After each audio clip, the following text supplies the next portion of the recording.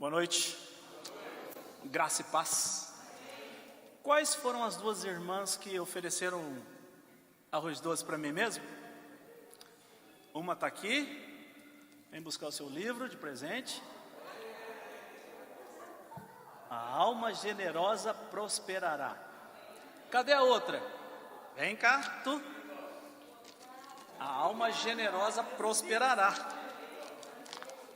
Agora vocês têm que prometer para mim, escuta, vocês têm que prometer para mim que vocês vão ler. Se não, lembra de Ananias e Safira?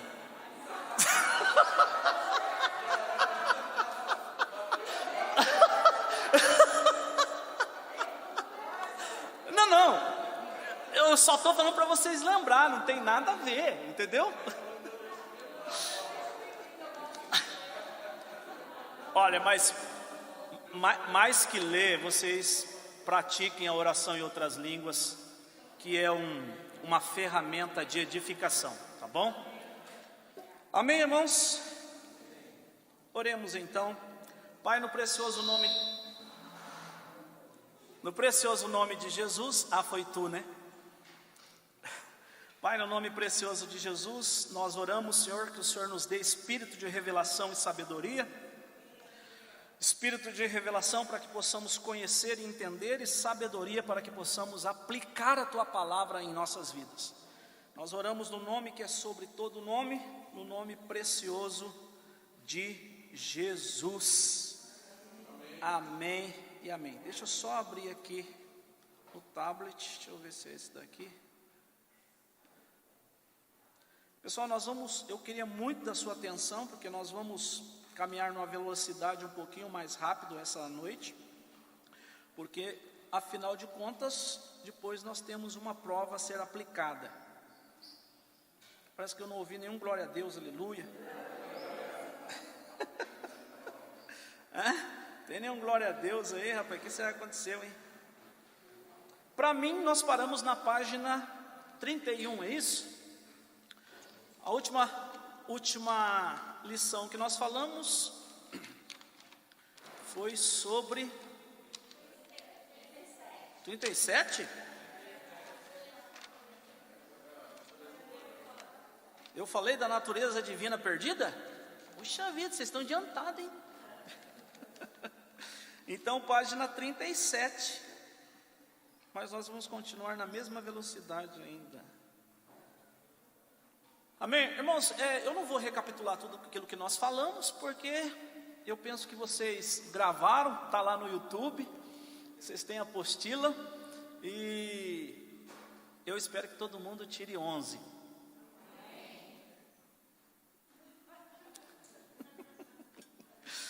Amém, irmãos? Bom, então, a última lição que nós falamos então que depois de Deus formar o homem, lembra do protótipo, primeiro Adão, e dar tudo o que ele deu a Adão, a sua própria vida, a sua imagem, a sua semelhança, domínio, abençoou o homem, né? E tudo aquilo soprou a sua própria vida no homem. Mas quando o homem peca, e lembra que o pecado do homem foi incredulidade, fala comigo, incredulidade. O pecado do homem foi incredulidade, porque toda incredulidade leva à desobediência. Se você vê alguém, ou se você vê, acho que está muito alto esse microfone aqui, não está não? Parece que está até dando microfonia. Aleluia. Mas toda incredulidade gera desobediência. Uma vez que o homem, ele duvidou daquilo que Deus havia falado, então isso gerou desobediência. Por que desobediência? Porque tudo aquilo que Deus fala vira lei. Vocês lembram disso? Tudo aquilo que Deus fala vira lei. Uma vez que o homem quebrou a lei de Deus, porque Deus havia falado não coma da árvore, e ele comeu, então a incredulidade gerou desobediência, e desobediência é pecado. Por causa disso o homem então caiu. E quando o homem caiu de onde? Tá legal aí? O homem caiu de onde? O homem caiu da posição dele. Fala comigo, posição. Irmãos, é bom você guardar essas palavras que eu peço para você repetir, porque o intuito é isso mesmo, de você guardar isso, guardar essa posição. Quando o Adão caiu, o pecado fez com que ele caísse da posição. Lembra que eu disse para vocês, logo nas primeiras aulas, que Jesus veio não salvar. Não está esquisito o som?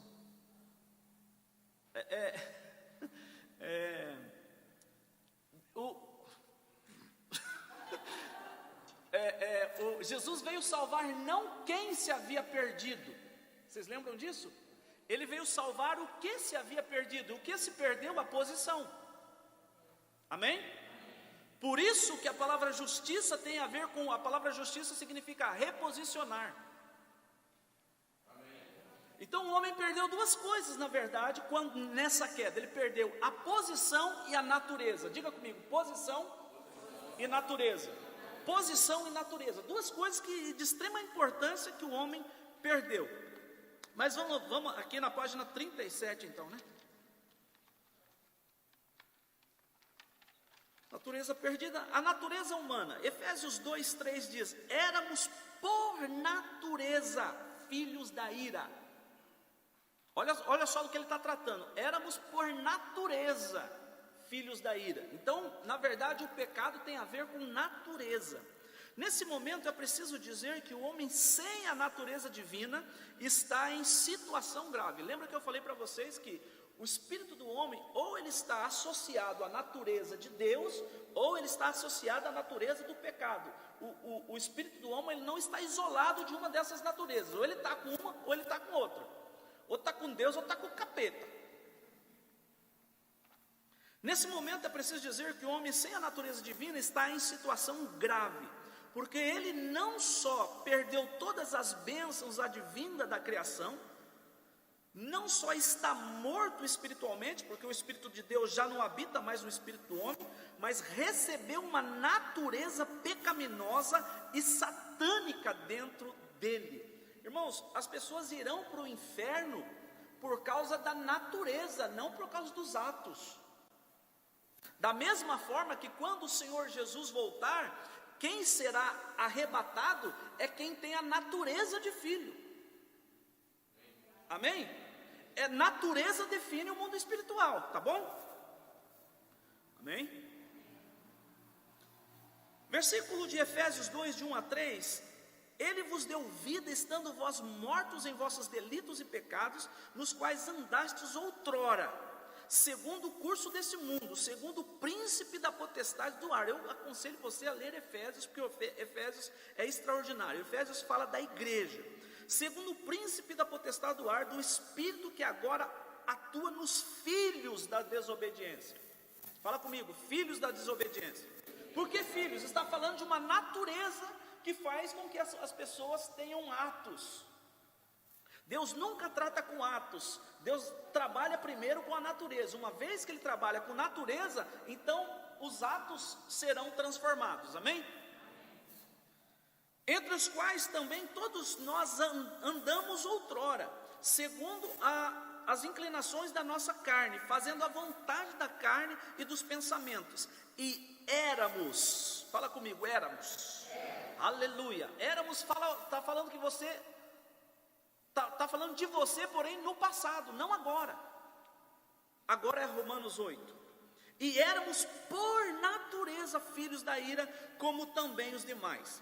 É evidente que os seres humanos estão com problemas, perdendo tudo, e o que receberam em troca está fazendo da vida deles um caos, e os levando para o inferno. Irmãos, tem gente que fala o inferno aqui. Não, o inferno não é aqui não, irmão. Tem coisa pior, muito pior. Essa é a posição e a condição que o homem ocupa na terra. O homem sem Deus, ele tem qual? Uma posição e uma condição de destruição. Vocês estão comigo? Presta atenção nisso. Não é por causa da prova que vocês vão fazer depois. É por causa da prova da vida. Amém? Isso aqui não é para fazer uma prova depois da aula, é para viver. Mas você precisa ter consciente, olha, o pecado, a queda do homem, colocou o homem numa posição e numa condição de destruição. Quem os controla agora é Satanás. Agora o homem caído. Andam segundo o curso deste mundo caído e perdido. Estão sujeitos a demônios. Fazem a vontade da carne, cheia de pecado, e da alma, pensamentos sem Deus. Vale dizer que o homem nessas circunstâncias é filho da desobediência e filho da ira. Dessa forma, a humanidade está na degradação total, completamente perdido. Não há um justo sequer, porque todos pecaram em Adão. Note, nem mesmo aqueles que fazem boas obras. Vocês estão aí ou não? Ah, você já viu aquele um que fala, não, mas eu faço boas obras, eu não minto, eu não faço isso, eu não faço aquilo, eu sou bonzinho. Você vai para o inferno com a mesma coisa, porque o problema não são os seus atos, o problema é a natureza. Mas por isso que nós pregamos o Evangelho, para que eles sejam resgatados. Aleluia, esse é o poder do Evangelho.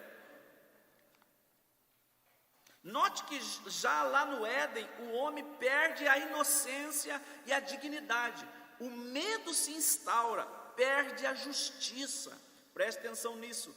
Note que lá no Éden o homem perde a inocência, a dignidade. O medo se instaura, perde a justiça. A tentativa de se auto-justificar começa a fazer parte de sua vida. Se sente culpado e culpa os outros, e a condenação entra. Aí ele vai falar de alguns aspectos aqui. A perda da inocência, vai falar lá em Gênesis 2, 25. Ora, um e outro, o homem e sua mulher, estavam nus e não se envergonhavam. Lembra que eles viviam nus, estavam nus, mas eles não tinham vergonha. Mas de repente, a hora que eles comem do fruto, eles olham um para o outro e eles perceberam que eles estavam nus. Mas eles correram se esconder de Deus, porque eles perderam algo, a glória de Deus, a vida de Deus. Amém? Além de perder a inocência, eles perderam também a dignidade. Dignidade é a qualidade de quem é digno, ou seja, de quem é honrado, exemplar, que procede com decência, com honestidade. É um substantivo feminino que vem do latim, dignidade. É esse trem aqui, ó, que significa honradez, virtude, consideração. Dignidade é também uma qualidade moral que se inspira respeito e consciência de si mesmo. Gosto muito disso, consciência de si mesmo.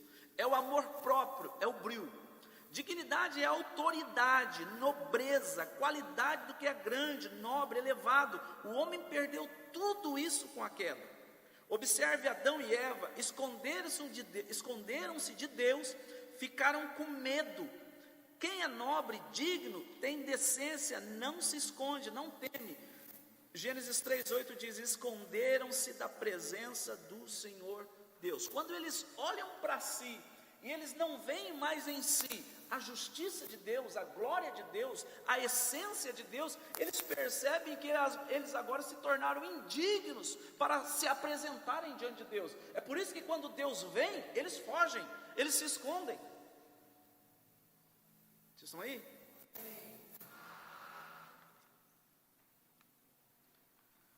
Além de perder a inocência, a dignidade, eles perderam a justiça. Obviamente que no Éden, antes da queda perante Deus, aos seus olhos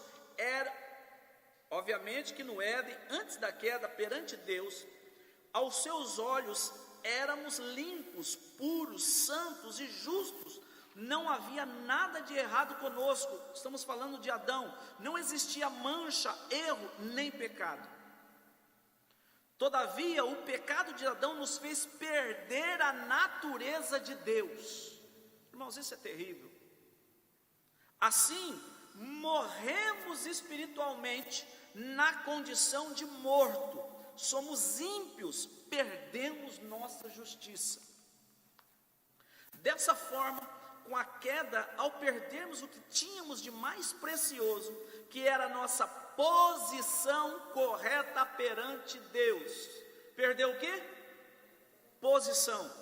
Nossa natureza divina, nossa justiça, somos agora ímpios e impuros. Estamos sem Deus, sem vida e sem santidade. Eu queria que você escrevesse aí, em algum lugar, coloca assim, pecado.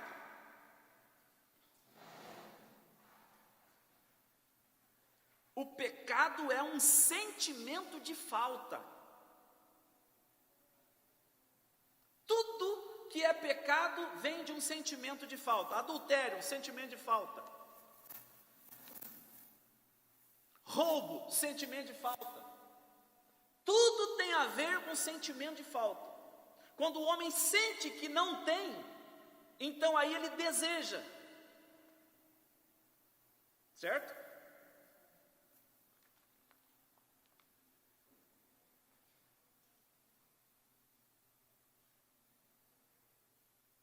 Onde eu parei aqui?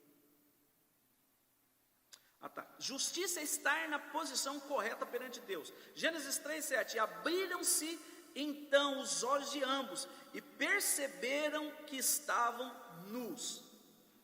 Note os olhos abertos aqui. Note os olhos abertos aqui, e essa percepção de nudez manifesta a perda da inocência. Não são mais justos, pecam e sabem que pecaram. O que é certo e errado, o pecado, a malícia e a impureza, agora fazer parte de suas vidas, entra no mundo e faz fazer parte de suas vidas, entra no mundo a maldade. No entanto, o verso 7 nos mostra a primeira tentativa de um homem tentar se auto-justificar. Chamamos isso de justiça própria. Aqui a Bíblia em Gênesis 3 vai falar que eles cozeram folhas de figueira e fizeram cintas para si mesmo. Ou seja, tudo aquilo que não vem de Deus, que não foi Deus que deu, porque dele, por ele e para ele são todas as coisas. Vocês estão aí? Então eles tentaram se cobrir com algo que Deus não tinha dado para que aquilo cumprisse aquele propósito. Então quando eles cozeram essas folhas, eles estavam tentando se esconder, tentando esconder a sua nudez. Justiça própria é tentar alcançar santidade. Se você anotou aí que pecado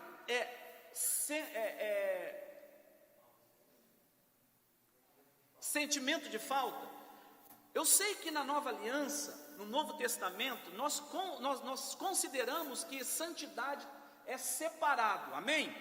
Mas na verdade, na Nova Aliança, no Novo Testamento, essa palavra santidade tem a ver com plenitude. Agora pense comigo, quem é santo? Quem é pleno? Quem não tem falta de nada. Vocês estão aí ou não? Por que os crentes pecam? Por um sentimento de falta. Mas em Cristo nós somos supridos, nós somos plenos. Ou seja, aleluia, quando você nasce de novo, você pode andar em santidade. Por quê? Porque você é separado? Não é porque você é separado, é porque você é pleno. Aleluia. Você não é santo porque você vem na igreja ou no templo. Você é santo em qualquer lugar. Deixa eu parar aqui.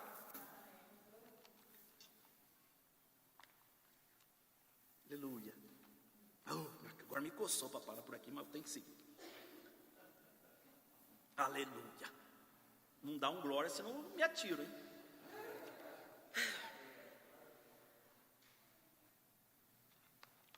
Justiça própria é tentar alcançar santidade, pureza, inocência aos olhos do Criador por meio de si mesmo. A saber, é procurar fazer alguma coisa, ter algum procedimento que te coloque em posição correta diante de Deus. Nada que você faça consegue te posicionar novamente na posição que Adão tinha. Nada. Fala comigo, nada. Em outras palavras, é buscar se aproximar de Deus pelo mérito, é procurar pagar uma dívida que é impagável. Deus não soma débitos e não soma créditos. Aleluia. O mistério. Irmãos, coloque isso: Deus não soma crédito e nem débito. Folhas de figueira significa justiça própria. O fato é que o homem errou e esse erro o consome e o condena. Entretanto, o enfoque aqui é outro, se trata de natureza, de nascimento. Assim fica claro que a justiça perante Deus se recebe por nascimento. Ou você nasce justo, ou você nasce ímpio. Olhe para mim aqui. A justiça não é dada a você em doses. Vocês estão aí? Faz uma cara de feliz. Vou repetir. Justiça não é dada em doses. Você não é mais justo amanhã do que quando você nasceu de novo. Por quê? Porque quando você recebeu justiça, você recebeu natureza. Quando você recebeu justiça, você recebeu posição. Você nunca será maior em posição daquilo que você já é no Espírito. O que vai acontecer é a revelação da sua posição. Vocês estão...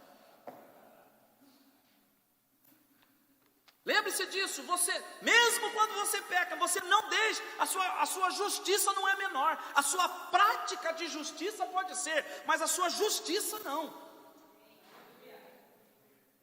Irmãos, e quem fala que, então eu vou viver de qualquer jeito, vou pecar? Não, irmãos, quem vive numa consciência de posição em Cristo, quem vive numa consciência de natureza em Cristo, jamais vai andar em pecado.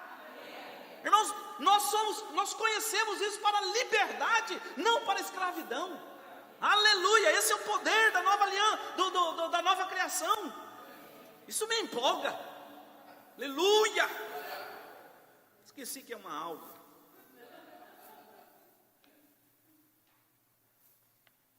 Ou você é justo porque nasce justo, ou você nasce ímpio. Não tem meio termo, irmãos. Eu já falei, não adianta ficar no meio não adianta ficar no muro, porque o muro pertence ao diabo. Ou você está com Deus, ou você está com o diabo. Eu estou no muro, o muro pertence ao diabo. Fala, vixe credo. Enfim, não é pelo procedimento, não é por obras e nem por seguir alguma regra, lei ou mandamento. É uma questão de nascimento. Eu gosto demais disso. Eu sempre tenho falado que o Evangelho não consiste em regras e mandamentos. O Evangelho consiste em vida. Precisamos entender, não há nada que façamos que possa mudar quem somos. Você crê nisso? Aleluia, glória a Deus pelo amém de vocês aqui. Mas isso daqui é para você ter. Quando o diabo vem e fala, tá vendo o que você fez? Ele vai falar, tá vendo o que você fez? Tá vendo, Eva, o que você fez? Não era bem isso que Deus falou, mas irmãos, o que Deus falou é verdade. Precisamos entender, não há nada que façamos que possa mudar quem somos, mudar nossa natureza.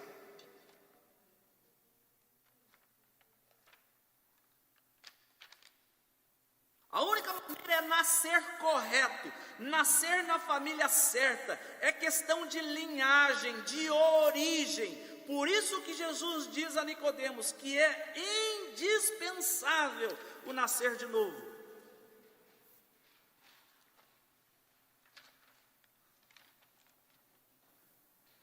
O homem também entra debaixo de culpa e condenação.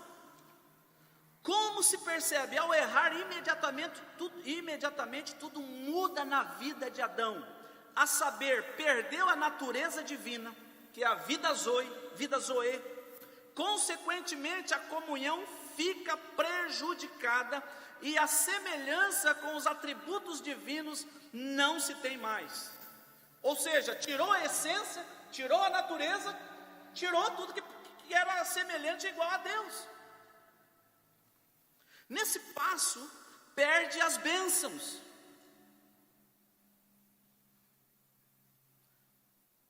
Lembra que ser abençoado é receber, é mais do que receber um carro e uma casa. Aleluia!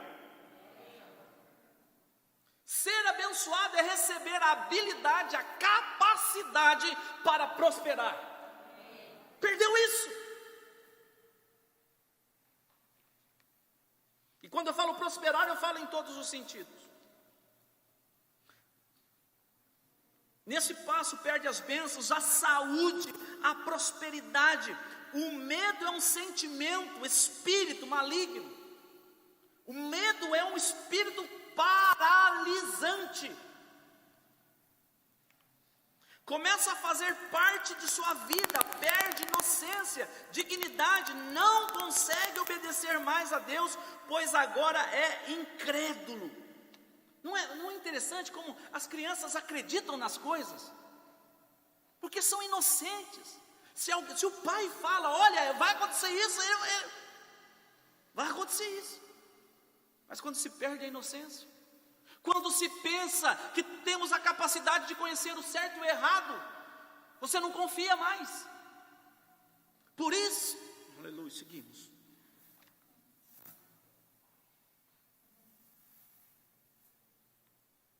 Por fim, ele tem agora uma consciência de pecado e tenta se justificar. É por isso, irmãos, que nós enfatizamos tanto que o homem que nasce de novo, ele precisa ter uma consciência de justiça, porque a consciência que você tem determina os seus atos. Se você tem consciência de justiça, você vai andar em justiça. Se você tem consciência de pecado, você vai andar no pecado, porque você se submete à sua consciência. Aleluia! Quando ouviram a voz do Senhor Deus, que andava no jardim pela viração do dia, esconderam-se da presença do Senhor Deus. Consciência de pecado. Ele respondeu: ouvi a tua voz no jardim, e porque estava nu, lembra, perdeu a glória, perdeu a imagem e semelhança de Deus, estava nu, estava sem glória. Romanos capítulo 3 vai falar sobre isso. E porque estava nu, tive medo e me escondi. O pecado sempre vai fazer com que as pessoas corram de Deus. E na verdade, quando alguém peca, deveria correr para Deus. Vocês estão aí ou não? Nesse momento Adão já está se culpando. Irmãos, pecado sempre gera culpa, culpa sempre gera condenação, condenação sempre gerará rejeição, e rejeição sempre gerará orgulho.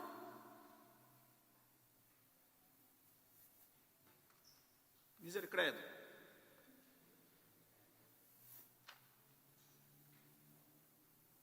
Perguntou-lhe Deus: quem te fez saber que estava nu?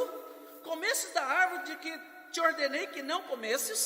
Então disse o homem: a mulher que me destes por esposa, ela me deu da árvore e eu comi. Porque o pecado sempre vai fazer com que as pessoas coloquem a culpa em outro. Escuta, o pecado sempre vai fazer com que a pessoa dê desculpas. É sempre o outro. Por que você comeu, Adão? Foi a mulher. Aí vai para a mulher: Eva, por que você comeu? Foi a serpente. Aí chega para a serpente, ele não tinha quem acusar. Ele falou: foi eu mesmo. Mas lembre-se de uma coisa, irmãos: a serpente se alimenta de pecado, de terra, certo? De pó. Mas essa serpente de Gênesis, quando em Apocalipse ela é chamada de dragão, ela engordou tanto com o pecado. Deixa eu falar uma coisa para você: o pecado faz com que Satanás cresça.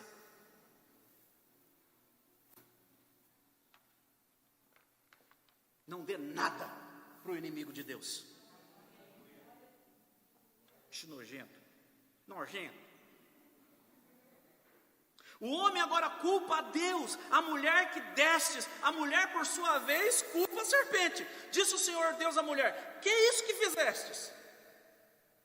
Respondeu a mulher: a serpente me enganou e eu comi. Culpa, condenação, consciência de pecado começam a fazer parte da natureza do homem, humana. Nesse passo o homem caminha até hoje, consciência de pecado. A sequência é erro, condenação, tentar se auto-justificar, não dá certo, culpa os outros, se culpar, tentar fazer alguma coisa para pagar ou amenizar, e assim vai. A irmã gostou, o diabo engorda. É aqui que entra a religião falsa, os charlatões, o engano, os sacrifícios do homem, negando o sacrifício de Jesus, medo, complexo de inferioridade, autoindulgência. Irmãos, isso é muito perigoso. Quando se, através de campanhas e tantas outras coisas, quer se comprar aquilo que só pode ser pago com o sangue de Jesus. Amém? Nunca caia nisso. Então agora nós vamos falar sobre o espírito do homem, a natureza humana sem Deus. Então é uma natureza de pecado. Mas Deus proveu para nós, em Cristo, redenção. Se o primeiro homem falhou no Éden, o segundo homem vai vencer também no jardim. Aleluia! O plano da redenção, 1 Coríntios 15:3. Cristo morreu pelos nossos pecados. Irmãos, é por isso que nós temos que crer na encarnação do Cristo em Jesus, porque só carne redime carne, espírito não pode redimir carne. E para que haja uma redenção perfeita, aquele que redime tem que ser da mesma natureza e ser como aquele que precisa ser redimido. É por isso que o Cristo se fez homem. Porque até então animais que eram diferentes da natureza humana apenas cobriam o pecado, mas aprove a Deus que providenciou um cordeiro com a natureza do homem. Aleluia! O propósito de Deus não era que perdêssemos tudo que Ele tinha nos dado no Gênesis, mas o fato é que o homem caiu, está sem Deus, sem esperança, não tem aliança, longe e separado da vida, está caminhando para o inferno. Eu tenho falado que Jesus não veio para morrer na cruz, esse não era o propósito de Jesus. O propósito de Jesus está em João 3,16. O propósito de Jesus em João 3,16 diz que Deus amou o mundo de tal maneira que deu o seu unigênito para que todo aquele que nele crê não pereça e tenha a vida eterna. A cruz era o portal onde se abriria para que todo aquele que crer em Cristo entrasse e recebesse de novo a vida zoe. Vemos o apóstolo Paulo considerando o homem nessa situação e exclama: desventurado homem que sou, quem me livrará do corpo desta morte? Romanos 7,24. Irmãos, esse Romanos 7, ele precisa ser interpretado a partir do Romanos 8. Eu sempre falo, nunca leia Romanos até o 7, senão você vai morrer no pecado. Leia Romanos 8. Porque Romanos capítulo 7, Paulo está falando da velha vida dele, mas Romanos 8 ele está falando agora, não da velha, mas agora, e agora nenhuma condenação há. Lembre-se disso, nunca leia Romanos 7 sem ler o 8. A resposta para ele, para toda a humanidade é Cristo Jesus em nós, esperança de glória, de vida, paz, alegria, sucesso, etc. João 10,10 diz o quê? Exatamente, olha, vida zoe, vida da mesma natureza que a vida de Deus. O fato é que o pecado gerou a morte, e toda espécie, o fato é que o pecado gerou morte, e toda espécie de coisas ruins na vida dos seres humanos. Contudo, o Criador tinha um plano que chamamos de plano da redenção, que Deus já havia desenhado lá no Éden. Porém, a inimizade entre ti e a mulher, entre tua descendência e o seu descendente, este te ferirá a cabeça. Aqui é Deus falando para o diabo que o descendente da mulher, Cristo, iria lhe destruir, ferir a cabeça. Isso se deu na cruz, quando Jesus derramou seu sangue pela humanidade. Oportuno se faz dizer, o plano da redenção é o seu único filho, Jesus morrer no lugar da humanidade, é plano do amor de Deus pelo homem. Escuta, escreve uma coisa aí, eu queria que você escrevesse isso. A cruz, ela é substitutiva, mas também inclusiva. Depois eu explico por quê. João 3,1 diz, Deus amou ao... Escrever? Deus amou o mundo de tal maneira que deu o seu Filho unigênito. João 3.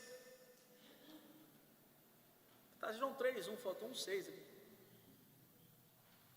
Mas Deus prova o seu amor para conosco, que pelo fato de ter Cristo morrido por nós, sendo nós ainda pecadores, o homem Adão pecou.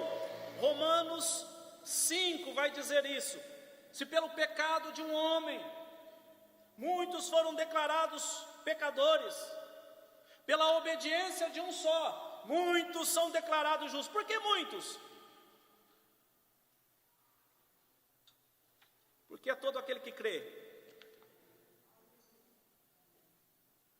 O homem Adão pecou, o salário do pecado é a morte. Se pecou, pena, morte, ser separado de Deus para sempre.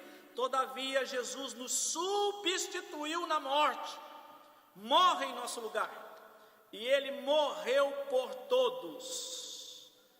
2 Coríntios 5,15, bendito seja o nome do Senhor.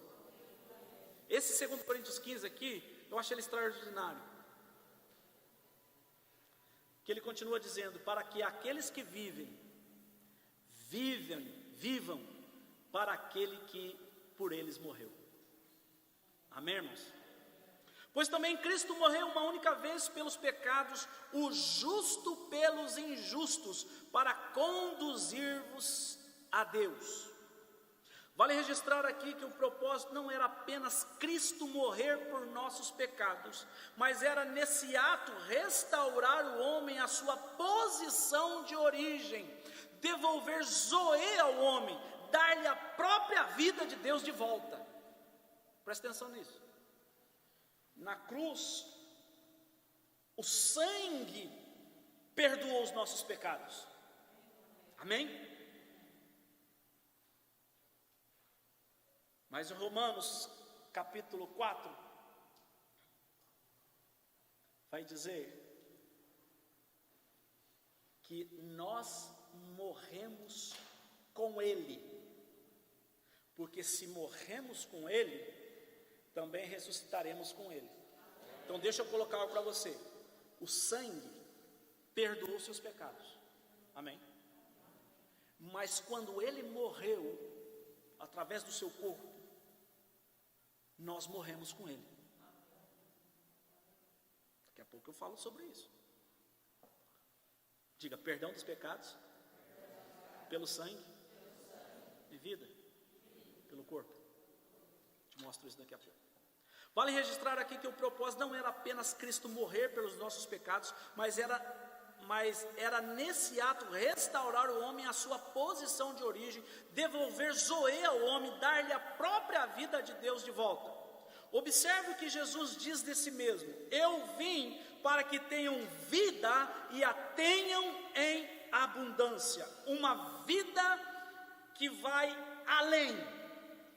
Essa vida abundante é vida plena. Quantos receberam vida plena? Então você não precisa viver no pecado.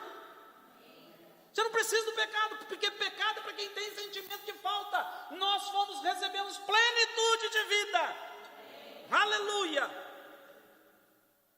Fico vendo essas pessoas que falam da graça de Deus. A graça te leva à libertinagem. Leva a nada, leva à santidade. Quanto mais graça, mais santo. Quanto mais graça, mais justo.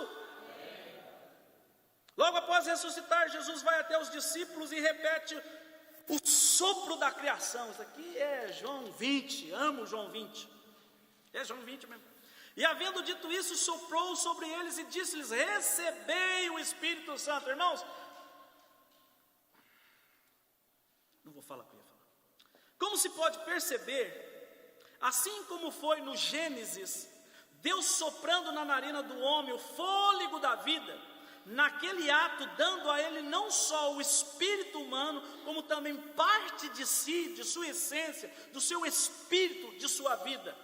Gênesis 2:7 diz: então formou o Senhor Deus ao homem do pó da terra e lhe soprou nas narinas o fôlego de vida. Assim Jesus fez conosco, quando soprou o Espírito sobre os discípulos, devolveu a vida, restituiu o Espírito Santo ao homem, pois é o Espírito que dá vida. Aleluia! Ô pastor, eu pensei que eles tinham nascido lá em Atos 2, não, eles nasceram em João 20. Atos 2 é um revestimento de poder, mas eles nasceram em João 20. Então, todo mundo que nasce de novo tem o Espírito Santo. Todos, pentecostais, tradicionais, todos que nasceram de novo têm o Espírito. No entanto, Atos 2 é um outro mover do Espírito. Dessa forma, a partir da cruz, todo aquele que invocar o nome do Senhor será salvo, se crer no coração e confessar com a boca Jesus, terá seus pecados perdoados e receberá a vida de volta, retornará para o seu estado de origem. O que você precisa para ser salvo? Quando você vai falar para alguém, a pessoa pergunta para você: o que eu preciso para ser salvo? Ah, você tem que confessar todos os seus pecados. Não, você não tem que fazer nada disso. Você tem que confessar Jesus. Confessar pecado não serve para nada. Aliás, serve para algumas coisas, mas não para herder o reino de Deus, porque o que te salva é você confessar a Jesus. Romanos capítulo 10. Se com tua boca, o Espírito de Deus me fez, e o sopro do Todo-Poderoso me dá vida. Irmãos, lembra disso? Que a Bíblia diz que Jesus foi feito Espírito vivificante. Se ele foi feito é porque ele não era. Vocês estão aí ou não? Porque Espírito vivificante é aquele que tem a capacidade de compartilhar vida. E sabe por que ele foi feito Espírito vivificante? Porque Deus estava pensando em você, que estava morto. Deus bolou a jogada e falou o seguinte: eu vou fazer ele Espírito vivificante, porque o dia que ele ressuscitar dos mortos, então ele vai ressuscitar muitos filhos. A saber, agora em Cristo somos templo e morada de Deus. O Espírito Santo, a fonte da vida, está em nós.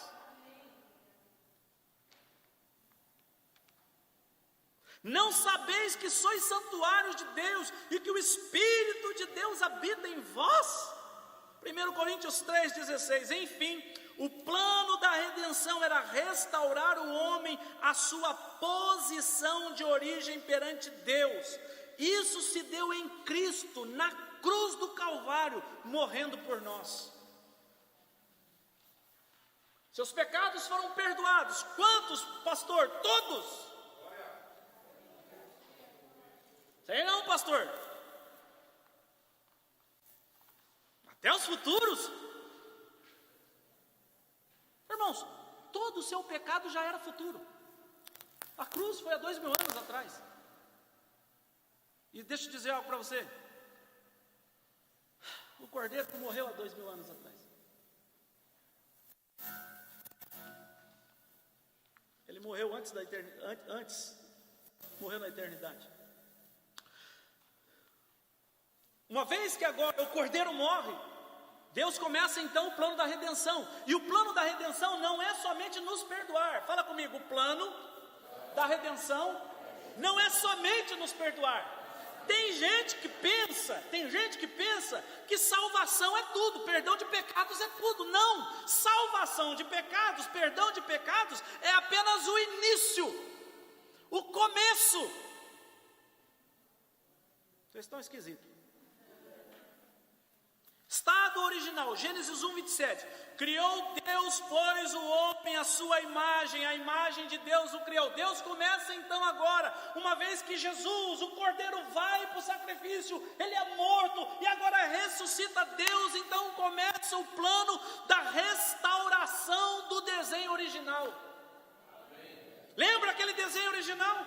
Que era tudo perfeito, onde não havia corrupção, porque a corrupção veio pelo pecado. Mas agora, se o Cordeiro retira o pecado, então aquilo que estava corrompido volta ao seu modelo original. Aleluia, você não é mais o velho, você é o novo. Oh my God, dá vontade de pregar mesmo.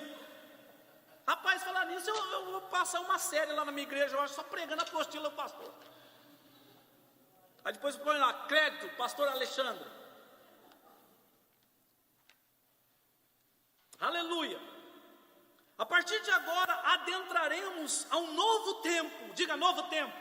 Lembra que eu disse para vocês que quando Jesus veio, ele trouxe graça e verdade. Graça, favor, verdade e realidade. Ou seja, agora nós estamos numa verdade presente. Qual a verdade presente? Cristo em nós, esperança de glória. A partir de agora, adentraremos em um novo tempo, a dispensação da graça. E proclamar o ano da graça do Senhor. Lucas 4:19.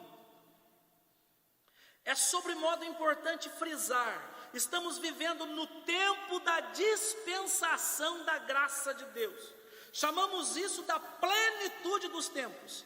Em Cristo, na cruz, tudo foi convergido. A partir de Jesus, o homem vive em outra realidade espiritual. Lembra? Éramos escravos do diabo, estávamos no império das trevas. Tínhamos a natureza de pecado, estávamos sob domínio do império das trevas. Mas Deus, em sua graça, no seu plano redentivo, ele nos resgata desse lugar. É sobremodo em Cristo, na cruz, tudo foi convergido. A partir de Jesus, o homem vive em outra realidade espiritual. O que realmente importa é ser uma nova criação. Gálatas 6,15. Podemos dizer que é a revelação da glória de Deus para o homem. É Cristo em vós. Ele é tudo em todos. Irmãos, ele é tudo em todos. Fala comigo, tudo em todos. Olha para o seu irmão aí e fala, tudo em você. É por isso que você vive em santidade, porque se ele é tudo em você, quando Cristo é suficiente para nós, porque ele é tudo, irmãos, aleluia.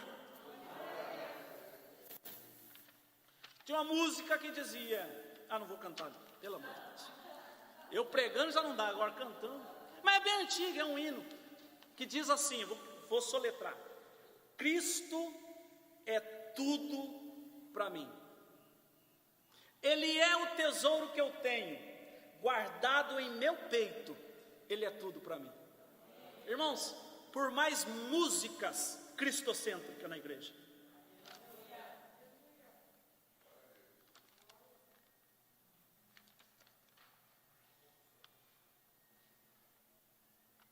Jesus traz de volta o homem à sua posição de origem, restitui-o à sua essência, dá a ele de volta tudo que perdera.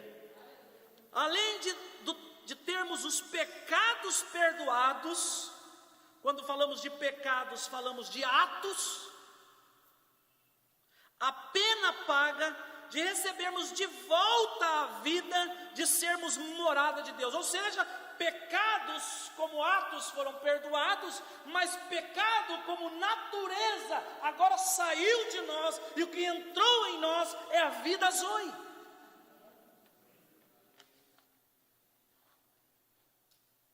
Irmãos, nós estamos entrando no plano original de Deus novamente, no desenho original de Deus novamente, naquilo que realmente você é em Cristo. E quando você olha no espelho da palavra, não é outra coisa que ela te mostra, a não ser a imagem e semelhança de Deus.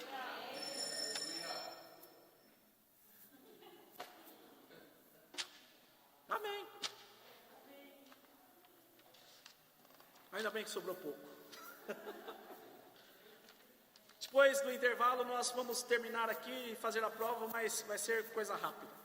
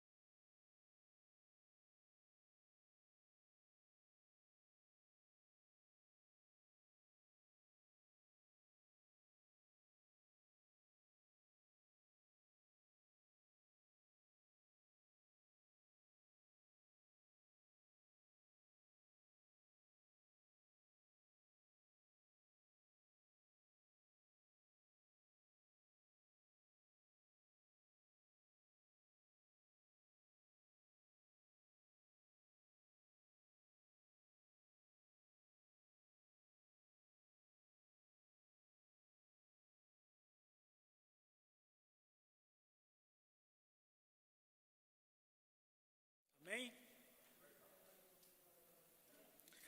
Além de termos os pecados perdoados, a pena paga, de recebermos de volta a vida, de sermos morada de Deus. Agora em Cristo, como sendo nova criatura, temos de volta tudo aquilo que nos foi dado na criação, só que muito mais. Em Cristo é muito mais do que era no Éden. A glória desta última casa será maior do que a da primeira. Ageu 2:9. É preciso insistir no fato de que é muito além, é uma aliança superior. Agora, com efeito, obteve Jesus ministério tanto mais excelente, quanto a ele também mediador de superior aliança, instituída com base em superiores promessas. Hebreus 8:6. Jesus, porém, tendo oferecido para sempre, diga comigo, para sempre, um único sacrifício. Jesus, porém, tendo oferecido para sempre um único sacrifício pelos pecados, assentou-se à destra de Deus. Hebreus 10:12. Entrou no Santo dos Santos, uma vez por todas, tendo obtido, levante sua mão direita aí, eterna redenção. Aleluia! Ao olharmos para Jesus, veremos Deus nele. Ele e o Pai são um, e nós também somos um com ele.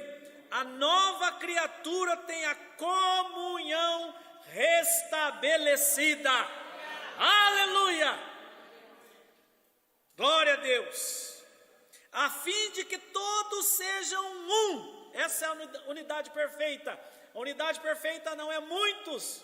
A unidade perfeita é a unicidade. Uma só. A fim de que todos sejam um, e como és tu, ó Pai, em mim e eu em ti, também sejam eles em nós, para que o mundo creia que tu me enviastes. O mundo vai crer quando a igreja deixar de ser muitos e se tornarem uma só em Cristo. Isso é mudança de mente.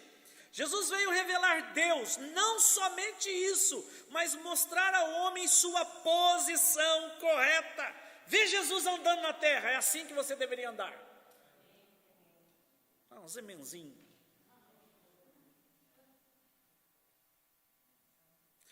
Ele na terra nos mostra como o homem poderia viver.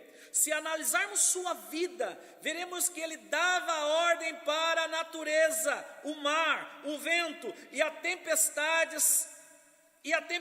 se acalmavam mediante sua ordem.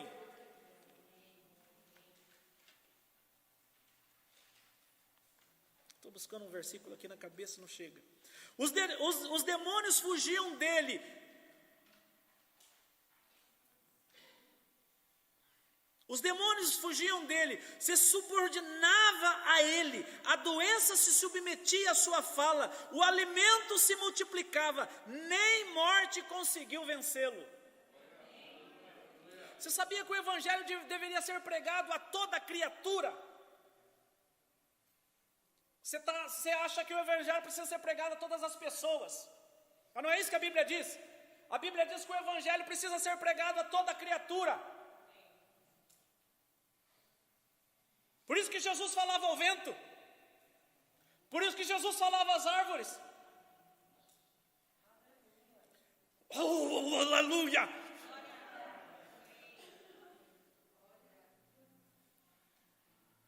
Fala com a criatura. Tudo que é criado obedece ao primeiro Adão. Tudo que é criado deveria obedecer à igreja. Aí você acha que o evangelho tem que ser pregado só a pessoas? Pessoas serão salvas, mas o evangelho precisa ser pregado a todas as pessoas. Isso dá uma pregação. Não sei onde que eu estou mais aqui, vem.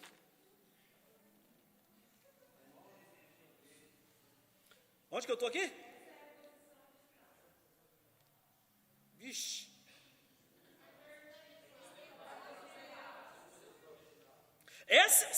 Irmãos, é na 54 aqui, ó. Essa é a posição original do homem, semelhante a Deus, comunhão com Ele, domínio, a terra sendo submissa a Ele, a autoridade, provisão, fartura, vida abundante, saúde, bênçãos, graça sobre graça. Irmãos, não é desgraça sobre desgraça, é graça sobre graça. Olha o desenho original de Deus. Nesse sentido, deve-se dizer que na nova aliança, vivendo como uma nova criatura, Cristo está em nós, poderemos viver como Ele viveu. O problema é que a religião diz que não. Pois segundo Ele também somos nesse mundo. Quando chegar no céu. 1 João 4,17. Convém ressaltar que agora, não somos apenas criaturas de Deus, mas filhos. Só de mais 2, aleluia. Somos filhos. Temos o mesmo DNA espiritual dele. Pastor, mas isso é muita coisa para ser verdade. É por isso que é uma boa notícia. Mas a todos quantos o receberam, deu-lhes o poder de serem feitos filhos de Deus, a saber, aos que creem no seu nome, os quais não nasceram do sangue, nem da vontade da carne, nem da vontade do homem, mas de Deus. João 1,12. Como se pode ver, somos da família. Não somos mais estrangeiros, estranhos, separados da aliança. Somos povo de Deus. Sois raça eleita, sacerdócio real, nação santa, povo de propriedade exclusiva de Deus. Vós sim, que antes não erais povo, mas agora sois povo de Deus. Em Cristo, na nova aliança, recebemos de volta a imagem e semelhança de Deus, ou seja, somos parecidos, similares, idênticos, temos de volta a mesma essência, em gênero, número e grau, as mesmas qualidades e atributos. Dessa forma, ser nova criatura, ter a mesma natureza, significa que somos da mesma espécie, temos o mesmo DNA. Veja bem, irmãos, a semente reproduz segundo a sua espécie. Deus decretou isso em Gênesis. Então o que ele fez?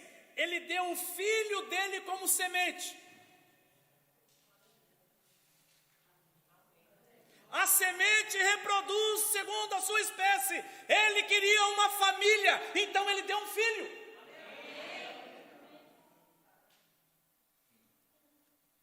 Aleluia! Deus é bom, o diabo não presta. Dessa forma, ser nova criatura tem a ver com a natureza. Significa que somos da mesma espécie, temos o mesmo DNA, as mesmas características genéticas, morais e intelectuais. Você não precisa de lei. O que você precisa é de natureza.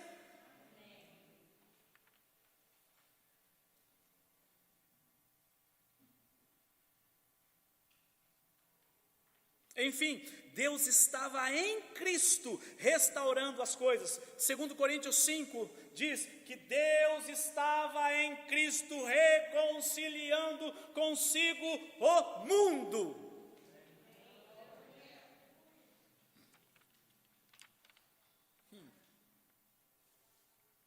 Enfim, Deus estava em Cristo restaurando as coisas, colocando tudo em ordem, trazendo a humanidade de volta ao seu estado original.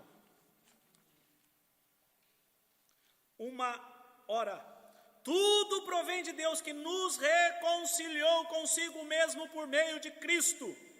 Que Deus estava em Cristo reconciliando, reatando, unindo novamente, conectando novamente consigo o mundo.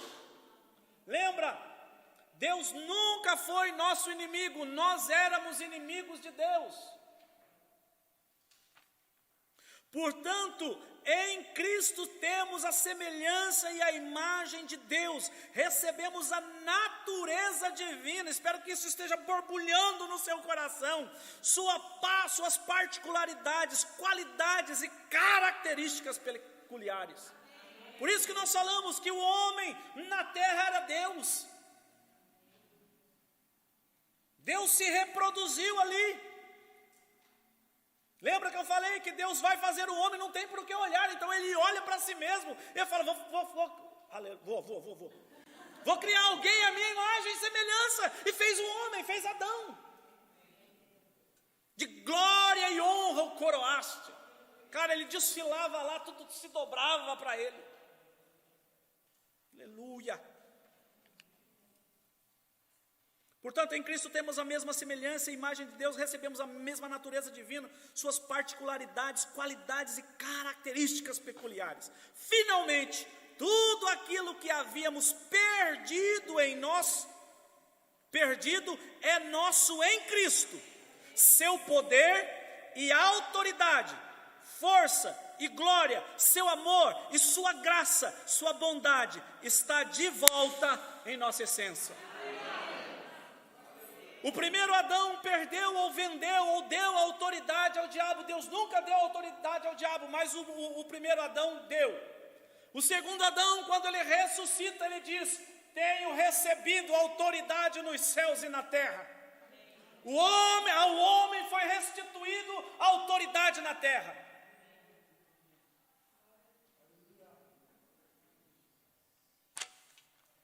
Lembre-se, prega o evangelho a toda criatura.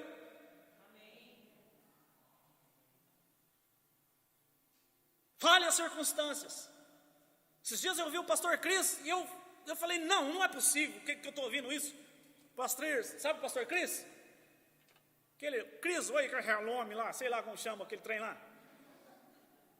Um africano. Ele disse que o carro dele quebrou, ele pregou o evangelho. Sabe o que é pregar o evangelho? Pregar o evangelho é anunciar a nova realidade. Conserta. Duas intercessoras do pastor David Robertson, velhinhas, duas velhinhas com mais de 80 anos, intercessoras, por onde ele ia, elas iam na frente. E elas estão dirigindo com o carro. No meio do caminho, o pneu murcha, furou. No meio do mato, duas velhinhas. Em nome de Jesus, enche. Pastor Dave, eu não lembro o nome, Dave Hogan. Já ouviu falar do nome dele? O ministério desse homem tem ressuscitado mais de 300 mortos. Ele estava na floresta da Colômbia ou do México, não me lembro. E ele vai atravessar um riacho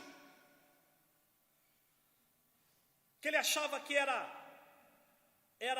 raso e cobriu o carro.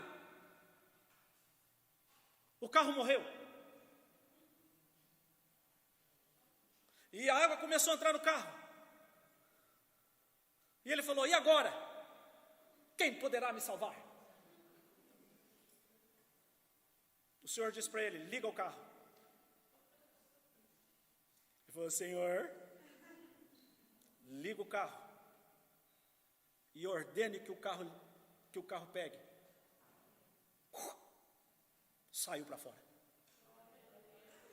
Não, você não está entendendo. Prega o evangelho a toda criatura.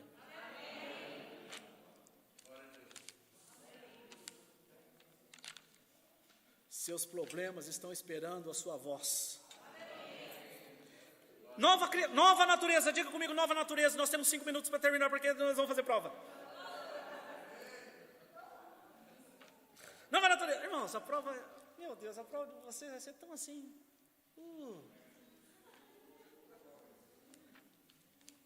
Nova natureza, 2 Coríntios 5,17. E assim, se alguém está em Cristo, é nova criatura. Chegamos ao final. Eu queria que nem no jogo, sabe? Que tem, você fala, acabou a entrevista. Chegamos ao final. Aleluia. Vou até repetir, chegamos ao final. Aleluia. Retornando para o início de tudo, para a Gênese, como se pode ver, estamos vivendo a plenitude dos tempos. A cruz é o marco da humanidade, é onde se encerrou um tempo e se iniciou outro tempo, glória a Deus. Não há de fato o menor valor em ser ou não ser circuncidado. O que realmente importa é ser uma nova criação. A humanidade caminhou até Jesus e a partir dele vive outra realidade espiritual de tudo novo. E assim, se alguém está em Cristo, é nova criatura.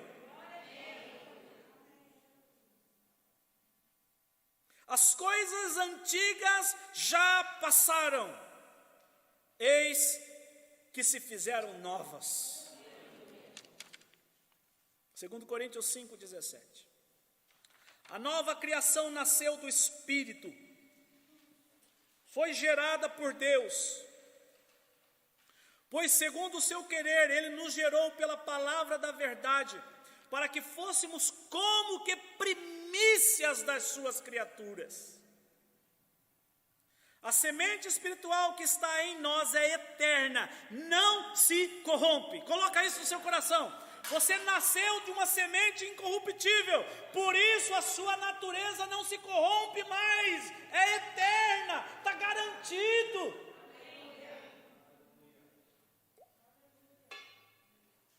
Pois fostes regenerados, não de semente corruptível, 1 Pedro 1,23. Concluindo, mostraremos à frente de uma forma resumida a nova criatura. Mas eu queria que vocês, antes de ler isso aqui e terminarmos, eu queria que você compreendesse algo. Seus pecados foram perdoados pelo sangue. Amém? Mas na cruz, a cruz ela não era apenas substitutiva, Jesus no seu lugar. A cruz também era inclusiva, ou seja, você também morreu com ele. Anota aí Romanos 6,4. Eu vou ler para vocês Romanos 6,4. Porque olha, quando alguém falar para você, mas nós temos duas naturezas. Nós temos a velha natureza e por isso nós somos pecadores perdoados. Ok, se você é a velha natureza e o sangue perdoou os seus pecados, então você tem a velha natureza e você é perdoado. Então você é um pecador perdoado, ok? Mas e se eu falar para você que a sua velha natureza morreu? Vou ler para você então Romanos capítulo 6, versículo 4. Por que nós morremos com ele? Não somos só perdoados, mas não morremos com ele também. Olha só, fomos pois sepultados com ele pelo batismo na morte, para que, como Cristo foi ressuscitado dentre os mortos, pela glória do Pai, assim andemos nós também em novidade de vida. Olha o versículo 6. Sabendo isto, olha irmão, você tem que saber isso, amém? O que você tem que saber? Isso o quê? Sabendo isto, que o nosso velho homem foi crucificado com ele, para que o corpo do pecado fosse desfeito, a fim de que não sirvamos mais ao pecado.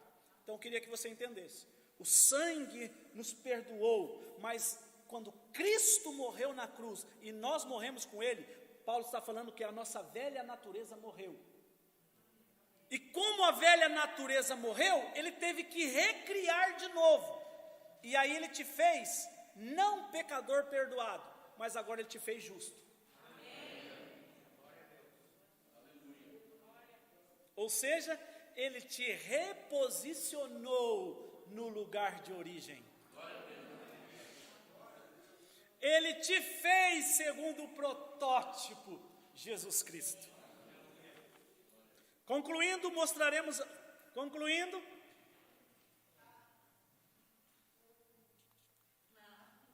Concluindo, irmãos.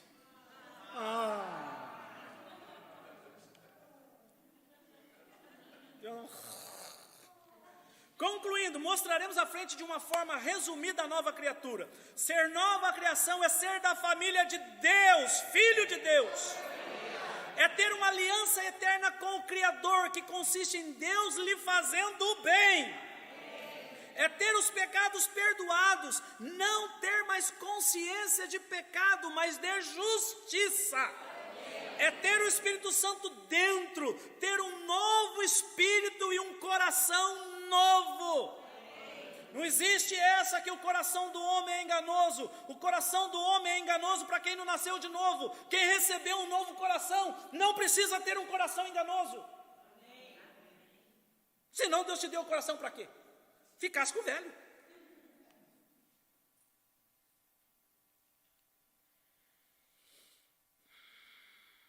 Ter a capacidade de acertar, não pecar, dominar a si mesmo, isso se chama domínio próprio.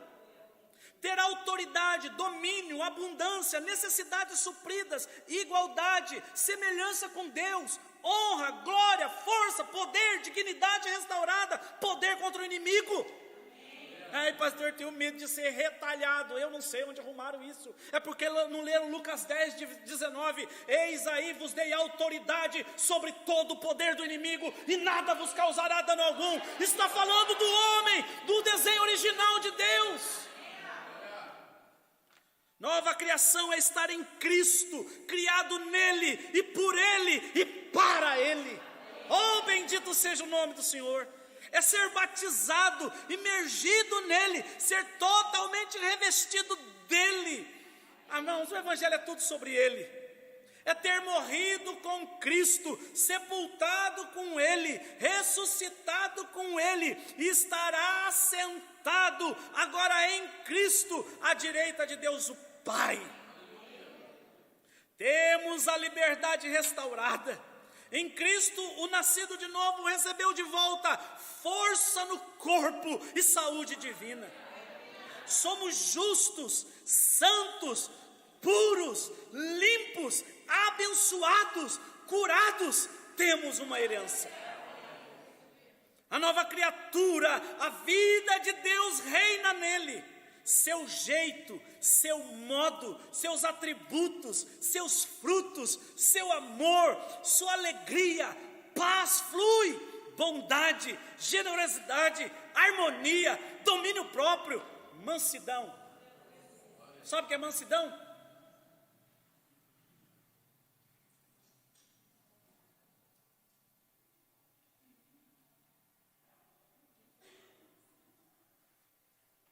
Ser manso não é ser um bocó. É poder sobre controle. Você podia amaldiçoar, você abençoa.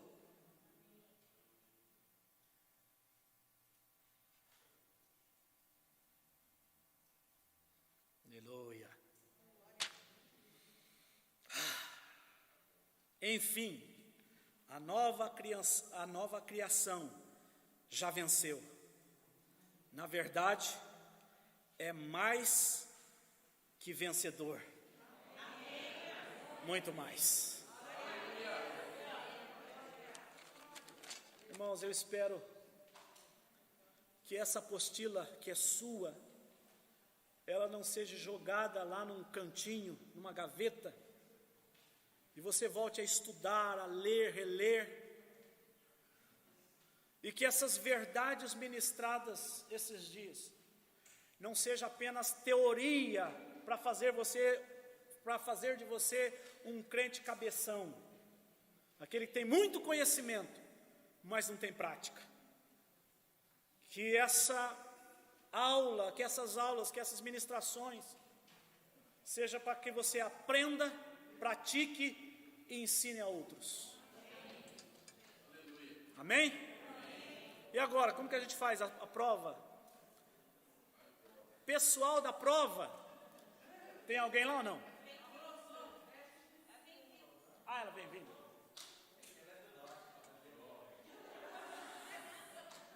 Por favor, não cole.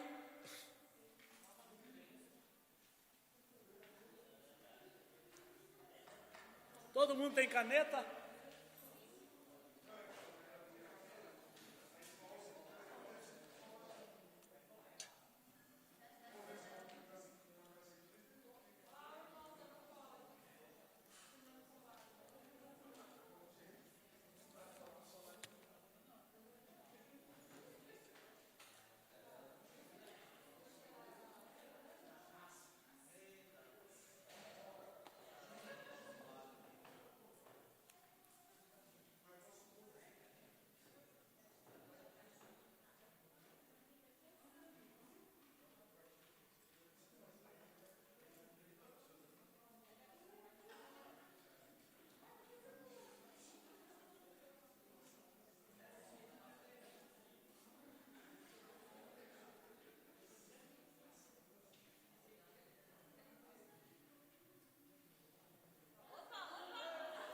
Faz uma carinha aí de feliz.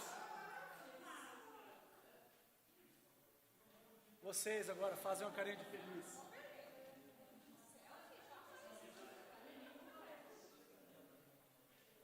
Thank you.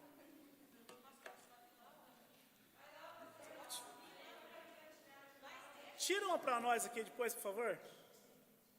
Para nós.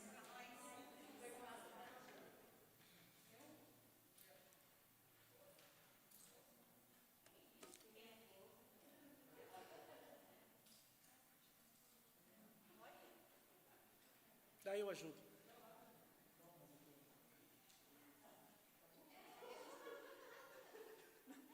Não, para mim, não tem. Mas peraí, esse pessoal vem para a escola e não traz caneta?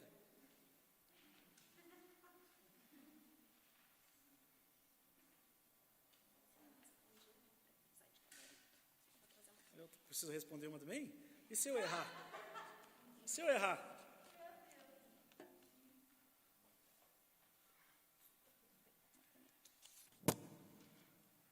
Eu não contava com essa.